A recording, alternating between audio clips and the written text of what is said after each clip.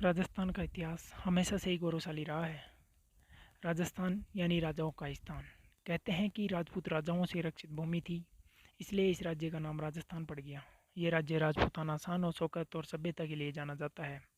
हालांकि अगर इसके इतिहास पर नजर डालें तो राज्य को पहचान दिलाने में यहाँ की महिलाओं का भी अहम रोल रहा है। अतीत में कुछ साहसी महिलाओं के कारण दुनिया में राजस्थान की माटी को पहचान मिली। इन महिलाओं ने अपने साहस और बलिदान से सब पर ऐसी छाप छोड़ी जिसे लोग आज तक भुला नहीं पाए। चलिए जानते हैं कौन थी वो बहादुर महिलाएं जिन्होंने राजस्थान को राजस्थान बनाया। महारानी गायत्री देवी। 23 मई 1919 को लंदन में जन्मी गायत्री देवी दुनिया की सबसे खूबसूरत महिलाओं में से एक थी। वो सिर्फ जयपुर की महारानी ही नहीं बल्कि पॉलिटिशियन भी थी।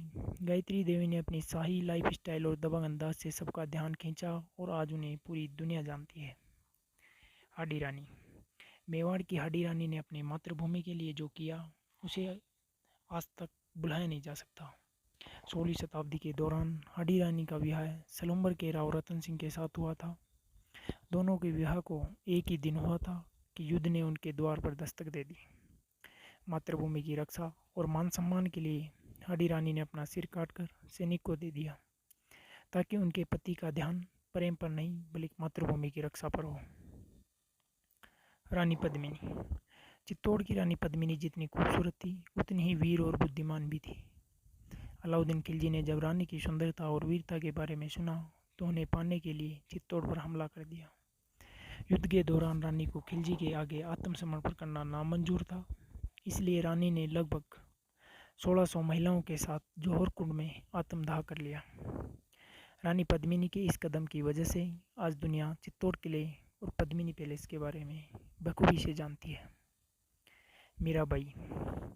जानकारी के मुताबिक मीराबाई का जन्म 1498 में राजस्थान की कुर्की गांव में हुआ था, जो कि पाली में है। मीराबाई कृष्ण भक्त और कवित्री थी। मीराबाई कृष्ण प्रेम में पागल थी और उन्हें अपना पति मानती थी। मीराबाई की इच्छा के विरुद्ध उनका विवाह उदयपुर के महाराजा भोजराज के साथ कर दिया गया था।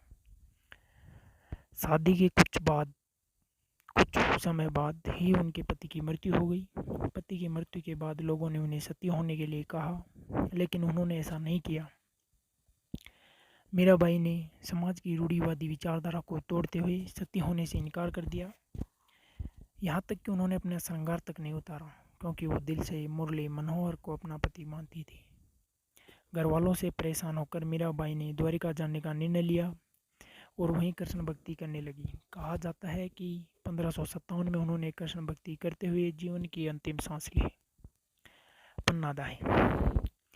पन्नाधाय राणा सांगा के बेटे उदय सिंह की दाई माँ थी, जिन्हें पन्नाधाय के नाम से जाना जाता है। कहते हैं कि उदय सिंह की रक्षा के लिए उन्होंने अपनी पुत्री की बलि दे दी थी।